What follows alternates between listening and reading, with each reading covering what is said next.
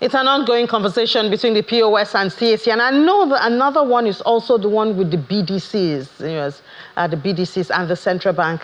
That's also another ongoing conversation. But today is May the 29th. It's time to take a closer look at the administration led by President Bola Tinubu. Today we're looking at infrastructure. I know that on Sunday they had a lot of feathers to their hats. That's, the members of this administration when they did that commissioning of the Lagos-Calabar Coastal Road, and it was done here in Lagos with the president. We also had the celebration or the commissioning, official commissioning, because the road has been in use for a while. That's the Oworoshoki Mile 2 area. You have that road that Dangote did do. But today, let's look at more about that infrastructure with the Group Managing Director and Chief Executive Officer of Honey Treat Group.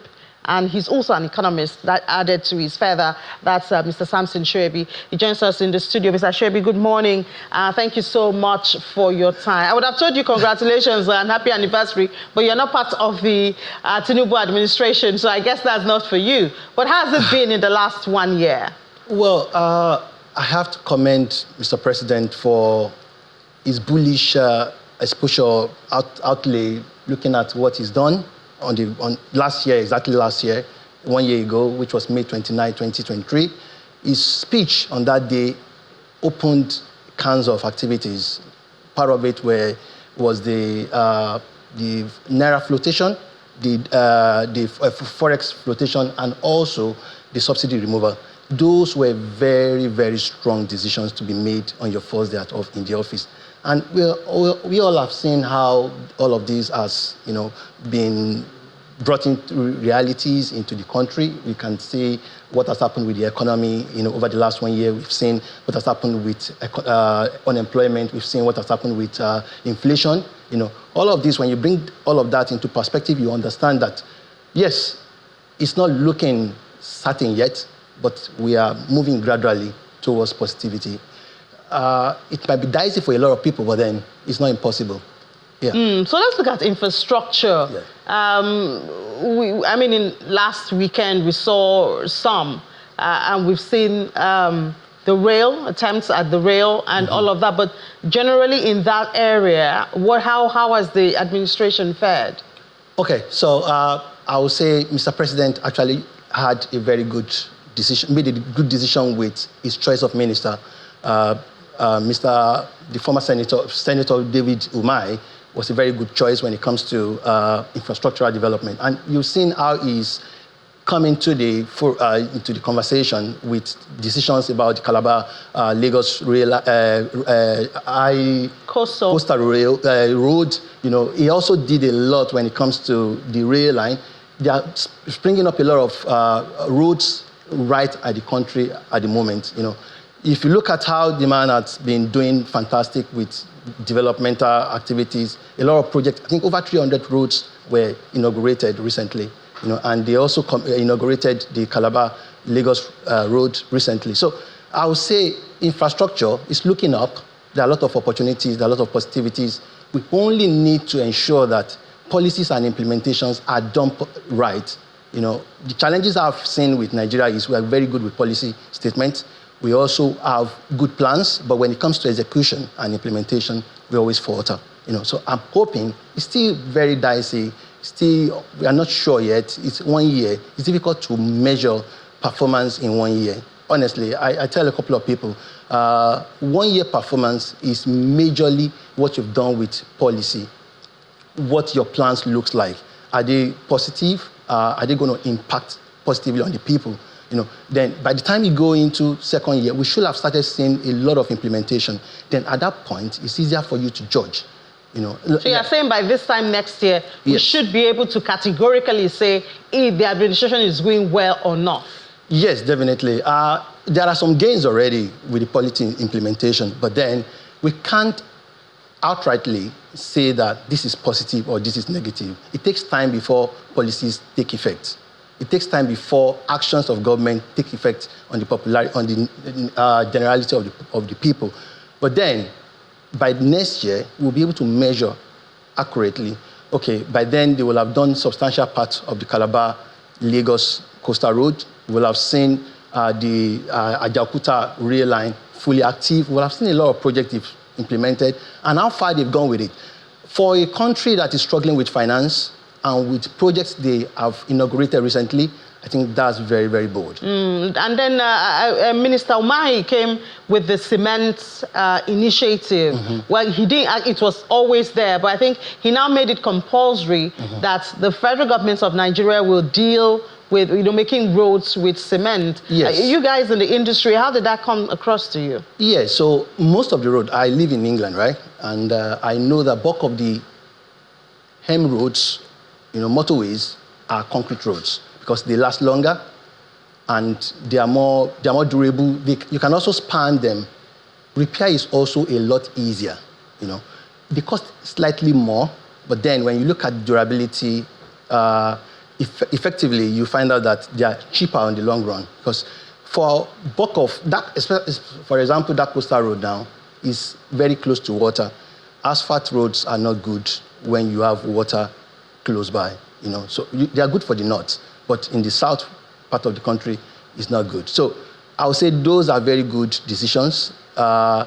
Also, the concept around the roads, including adding rail line along with our roads, ensuring that the major roads are 5 lanes. Those are very, very strong outlook, And I'm hoping that hopefully you can see the way the market is reacting to it already, because I can see investment already springing up along that line of the country.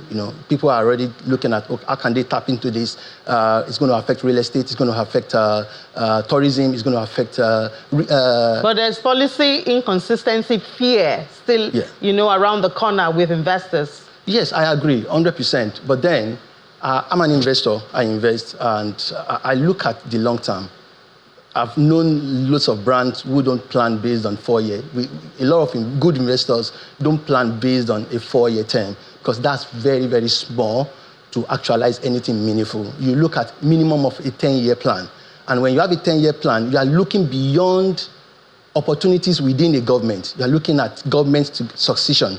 You understand? So, and if you do that, you look at not just the immediate, you look at what are the opportunities that are available. For example, Nasarawa is doing lithium, right? Is that correct? Yes, correct. And when it comes to lithium production, you are looking at renewable energy and batteries. Yes. You are looking at how Nigeria is struggling with power at the moment. But then when we have capacity in building batteries that can be projected for renewable energy, you see that we have the capacity to, within our country, we can produce batteries that will sustain, our power generation and usage, and that can help to move forward. I know a lot of companies who don't rely on, the national grid anymore. They have their own power. Even in my own organization, we have, a lot of support when it comes to renewable energy. So all of these things are domesticated within the country, and a lot of people can take advantage.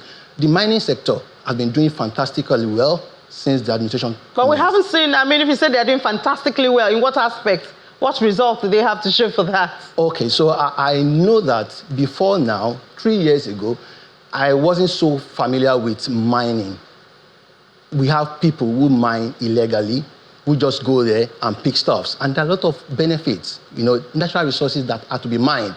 But right now, we're seeing the government putting up a policy saying that illegal miners can come and register properly and have certification and do the needful. You heard about what happened in Oyo State, some weeks back. So such scenario have been happening in Nasarawa, in Zamfara, in Ogun State itself. We have a lot of issues like that. But if you have a government that is willing to bring a lot of opportunities, create an enabling environment for people to thrive individually, there are a lot of opportunities here. We have natural resources. We have enabling weather. The government setting out the policy is one thing, but actually following implementing to implement it is another one. And of course, we have been talking about enabling environment, ease of doing business, but you still have a lot of taxes springing up, and those are hindrances to doing business and all of that. So when we have the policy, it's one thing. Like for instance, when the cybersecurity levy just came up, and even the tax reform committee was not even aware of it. Yes. So these are some of the things, as we said earlier, about investors having some kind of uncertainty, you know, even when they see opportunities to invest in the country. I agree with you 100%. And I fault Mr. President for announcing that forex policy and the cybersecurity, that was the CBN. No, the forex policy on his inauguration. That, okay, you know, the merging of the market, yes, of the flotation of the naira and also the subsidy removal. I feel that it's difficult. No government or leader can actually get the full details of his handover notes. It takes nothing less than 2 to 3 months for you to understudy it and understand what it is in there. But announcing it talks about him already understanding everything. I think he made a wrong call on his first day. I think the timing was also not good enough because he could have just come into office, read and see what is existing, then put up a good policy. And since they started on a wrong foot, there has been policy imbalance, you know, and it's affecting the economy. Nigeria is a very volatile economy, if you look at it, and you can see how the market has been reacting to those policies. The CBN is trying, they're struggling, you know, but then, as of yesterday, dollar to naira was about 1,500. No, that's in the parallel market. In the parallel market, I mean. Yes, in the official market, it was 1,001 something. Yes, but in the parallel market, a lot of people don't get access to buy from the official market. They go to the parallel market, which is the reality. But then, we saw those reactions because when it came in, dollars was hovering less than 500, if I'm not mistaken, you know, and now it's over 1,000. That's a huge leap. So I'm hoping that subsequently, exactly. That's what I wanted to ask you. What should be the next few steps as we enter exactly 1 year into the administration? Yes, so they are going to be reacting because then governance has to continue. They will continue to react to challenges that emanate from their actions. I'm hoping they can learn through those challenges and tell Nigerians the truth. From experience, most Nigerian governments don't tell the complete truth. They tell us what we want to hear and what will make us feel better. But the actual sense is they hide a lot of facts. Now, investors need the complete truth for them to be able to invest their money. Now, the minute you see that you have anxiety or some sense of apprehension about the particular economy, you hold back. And that's what you're seeing. A lot of people are not bringing in the cash they have to supplement whatever it is the government is bringing. So I feel that government should begin to say the truth, learn from their errors, you know, and also bring a lot of people who can actually advise the government in terms of how to tilt the policy directions, what to do, and also implementation. That's where the Civil Service Commission actually comes in. The Civil Service of Nigeria, I'm hoping the Nigerian government can agree with the labor and ensure that they have a good salary scheme for everyone, so that people will work with the whole of their heart without having to have premonitions of stealing from government. When people begin to do what they're supposed to do, you see a lot of implementation actualized. People go into government now, offices, to steal because they believe that what they're being paid is not enough to cater for their problem, and they have to leave. So I feel if by the time they start doing that, ultimately, maybe we'll be a better society. All right, thank you so much for your time. Thank you for having me. Group Managing Director of Onitrades Group, also an economist, Mr. Samson Shuebi. All right, now let's take a break. After that break, we will come back to see a bit of the market. The NGX is looking good for 2 days now. We'll find out the details after this break.